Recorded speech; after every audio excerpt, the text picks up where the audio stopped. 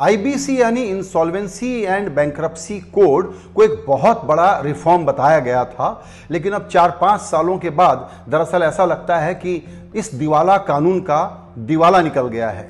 इस कहानी को बताने के लिए मैं एक शेर की पैरोडी करना चाहता हूं। आपने सुना होगा, आशिक का जनाजा है जरा धूम से निकले। तो मैं कहना चाहता हूं कि ये आईबीसी का दिवाला है, जरा धूम से निकला है और जुडिशियल प्रोसेस की गलियों से झूम के निकला है। ऐसा मैं क्यों कह रहा हूं?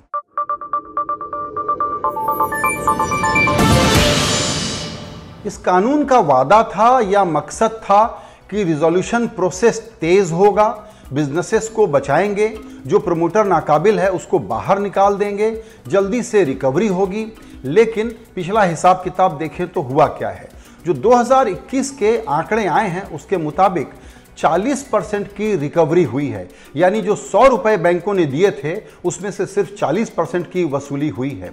और जो 180 दिन में इसको रिजॉल्व करना था, बाद में बढ़ा करके 270 दिन किया गया। इसको रिजॉल्व करने में 400 से ज्यादा दिन लगे हैं।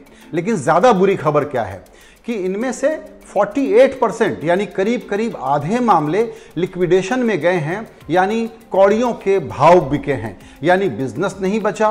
प्रमोटर को निकाल भले ही दिया गया हो, लेकिन उसमें से कोई बड़ी रिकवरी नहीं हो पाई है। और ये कानून के एक ऐसे जंजाल में और लूप होल में फंस के रह गया है कि रोजाना हम चौंकाने वाली कहानियां सुनते हैं। चौंकाने वाली बात यह है कि आपने सुना होगा डीएचएफएल का किस्सा, दीवान हाउसिंग फाइनेंस लिमिटेड।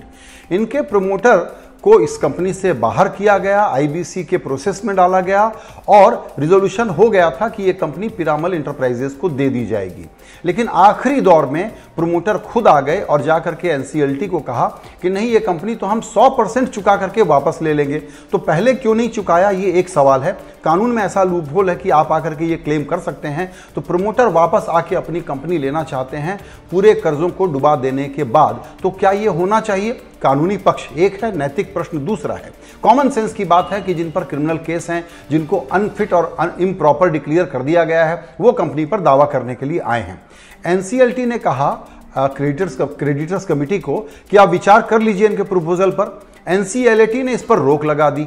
उसको चैलेंज करने के लिए अब डीएचएफएल सुप्रीम कोर्ट में चला गया है। तो यह है जुडिशियल प्रोसेस की एक तरह की, जिसको कहते हैं जलेबी नुमा मुसाफरी, जिसमें जहां जहां इस प्रोसेस पे दिक्कत डालने की कोशिशें कोई कर सकता है वो कई लोग कर रहे हैं। और इसके कारण दूसरे ही दिन जेपी इंफ्राटेक वाले भी पहुंच गए कि हम भी अपनी कंपनी को वापस लेना चाहते हैं। इसका और विस्तार अगर हम बताना चाहें तो एक इंटरेस्टिंग केस है शिवा इंटरप्राइजेस का। शिवा शंकरन एक फेमस एंटरप्रेन्योर हैं, उनके बारे में बताते हैं। शिवा शंकरन की कंपनी पर 5000 करोड़ रुपए का कर्ज था। कोई लेने वाला नहीं आया तो इसको लिक्विडेशन में डाला गया। जब लिक्विडेशन में डाला गया तो शिवा शंकरन आए और बोले कि इस कंपनी को मैं 500 करोड़ रुपए में खरीद लेता हूं। 5000 करोड़ का कर्ज डुबाने के बाद 500 करोड़ में खुद खरीद लिया।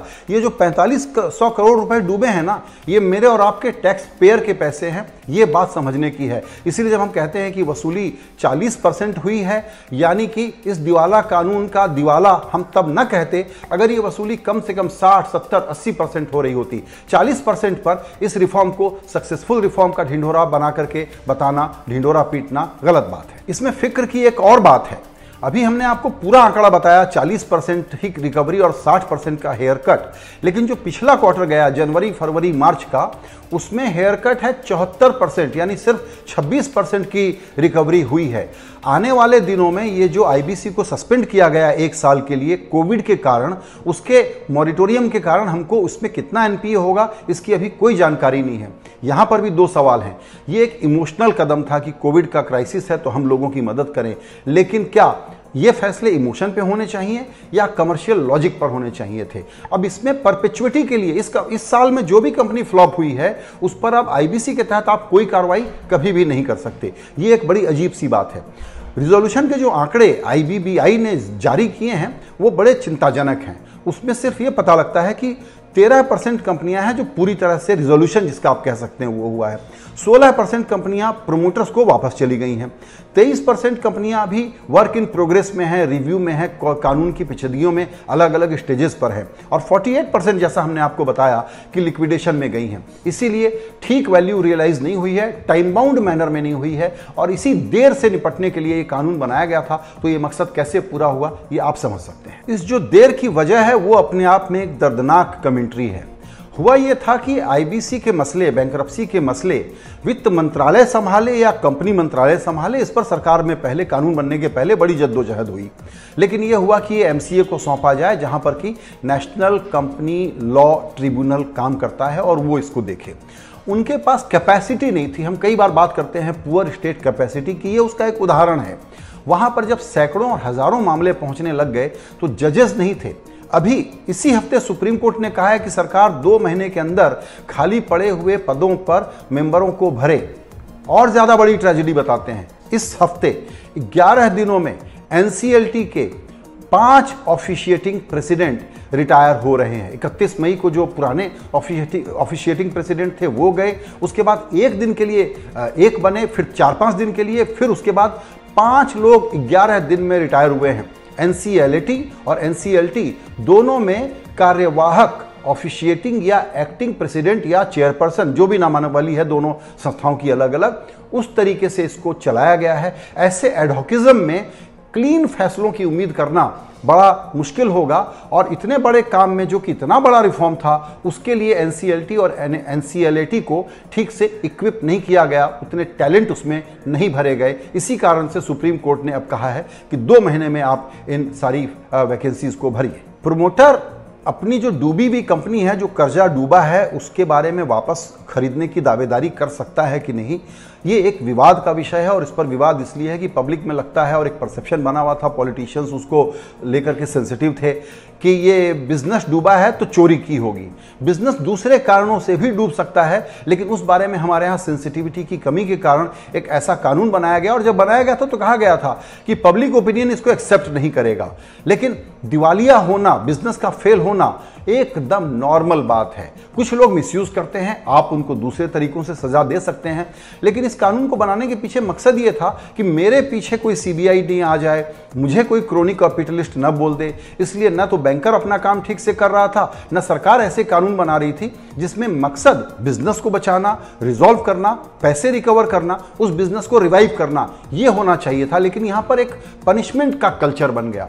यही कारण है कि कई मामलों में रिजोल्यूशन के बाद सरकार खुद लिटिकेंट बन के जा रही है। भूषण स्टील जेएसडब्ल्यू के मामले में ऐसा हुआ है, जिसमें ईडी बाद में गई, तो अब कहा जा रहा है कि भाई अब आगे किसी को ये कोई भी एसेट सौंपें तो पिछले केसेस नहीं खोले जा सकते। ये एक विचार और विवाद का बिंदु है। दूसरा, एनएचबी एक केस में चला गया कि हमको पहले वापस दीजिए पैसे, क्योंकि पहले फाइनेंशियल क्रेडिटर को मिले, दूसरे क्रेडिटर को मिले। ये एक बहस का विषय था। बहुत पेचीदगी वाली चीजें हैं और कानून बनाने में मजबूती का, क्लैरिटी का इस्तेमाल नहीं किया गया, इसीलिए इस कानून का ये हश्र हुआ। अब आगे क्या होगा?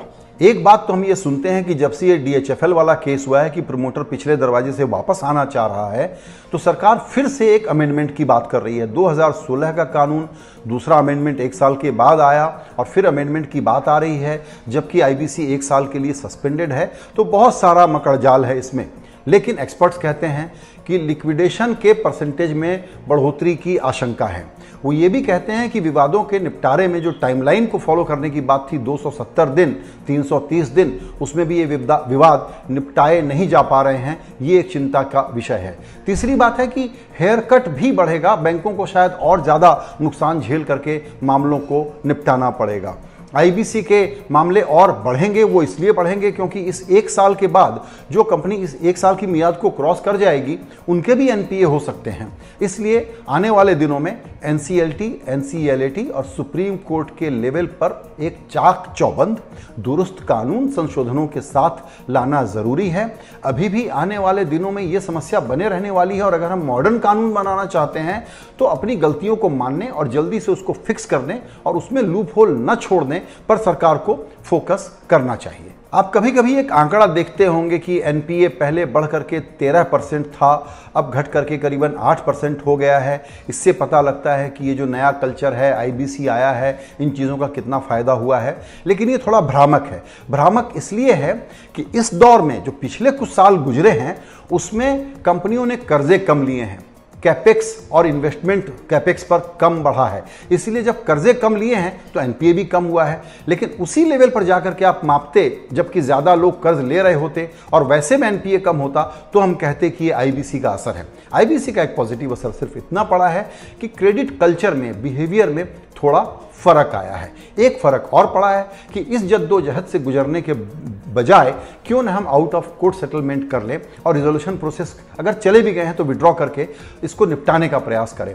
तो थोड़ी सी आशा है कि इस बार इस कानून को अच्छे से फिक्स किया जा सके ताकि एक परमानेंट स्ट्रक्चर बन सके और बेहतर स्ट्रक्चर बन सके और टाइम बाउंड तरीके से मैटर को सुलझाया जा सके। वरना तब तक इस सुधार को सबसे बड़ा सुधार बताना, क्रांतिकारी सुधार बताना, बोल्ड रिफॉर्म बताना बिल्कुल ही गलत है और शब्दों का, विशेषणों का मिसयूज है।